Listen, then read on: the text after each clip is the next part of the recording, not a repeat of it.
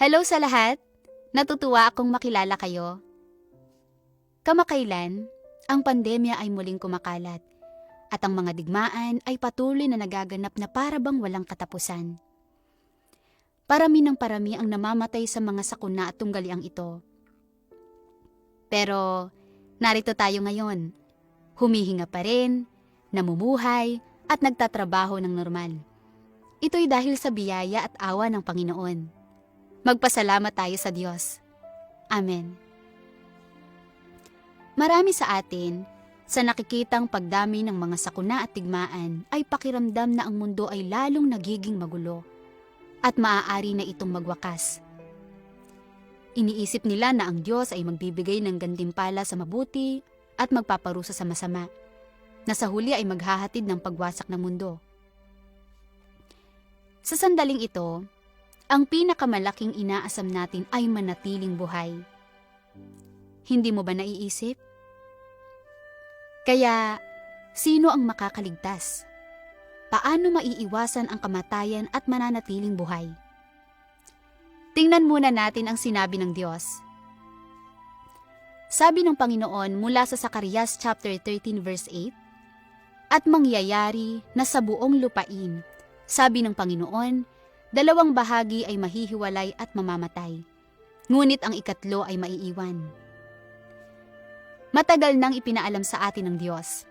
Kapag winasak ng Diyos ang mundo sa huling panahon, ang 2/3 ng sangkatauhan ay mawawasak at mamamatay, at tanging 1/3 lamang ng population ng buong sangkatauhang ito ang mabubuhay.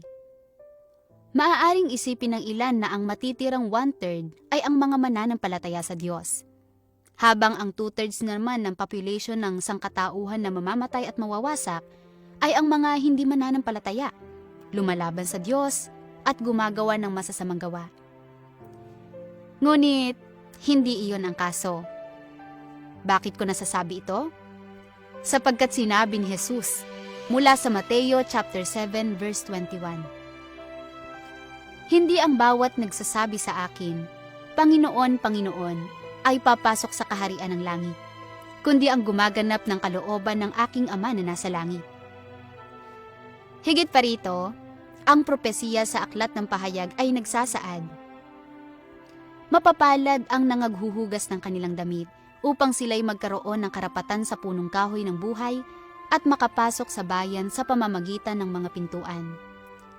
Nanga sa labas ang mga aso, at ang mga manggagaway, at ang mga mapakiapid, at ang mga mamamatay tao, at ang mga mapagsamba sa Diyos-Diyosan, at ang bawat nag-iibig at gumagawa ng kasinungalingan." Yun po ay mula sa Pahayag chapter 22 verses 14 to 15. Hindi ba ito'y malinaw?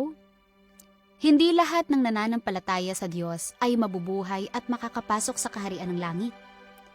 Tanging ang mga sumusunod sa kalooban ng Diyos, umiiwas sa kasalanan, at nagtamo ng pagdadalisay ang maliligtas sa huli. Ililigtas ng Diyos ang mga taong ito.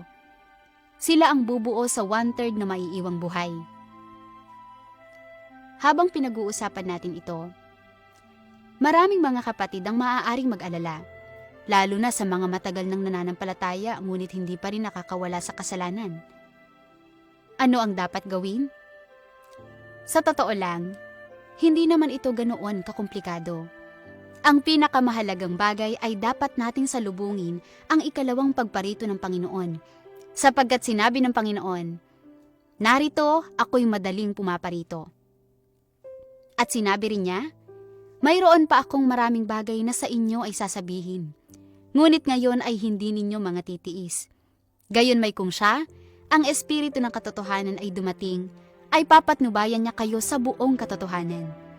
Sapagkat hindi siya magsasalita ng mula sa kanyang sarili, kundi ang anumang bagay na kanyang marinig, ang mga ito ang kanyang sasalitain, at kanyang ipahahayag sa inyo ang mga bagay na magsisidating." So yan po ay mula sa John chapter 16 verses 12 to 13. Sa pagbabalik ng Panginoon sa mga huling araw, ipapahayag niya ang katotohanan at ganap na ililigtas ang sangkatauhan. Ang sino mang makakasalubong sa Panginoon, tatanggap ng kaligtasan ng Diyos sa mga huling araw at magtatamo ng pagdadalisay ay makakaligtas sa matinding kapighatian. Hindi haharap sa kamatayan, kundi tatanggap ng walang hanggang buhay. Yaong mga hindi handang salubungin ang pagbabalik ng Panginoon, tumanggi sa kaligtasan ng Diyos, at lumalaban sa Diyos, ay tatangis at magngangalit ang kanilang mga ngipin sa gitna ng matinding pagsubok. Mga kapatid, ang pagsalubong sa pagbabalik ng Panginoon ay ang pinakaunang hakbang sa pagpapasya kung makakaligtas tayo.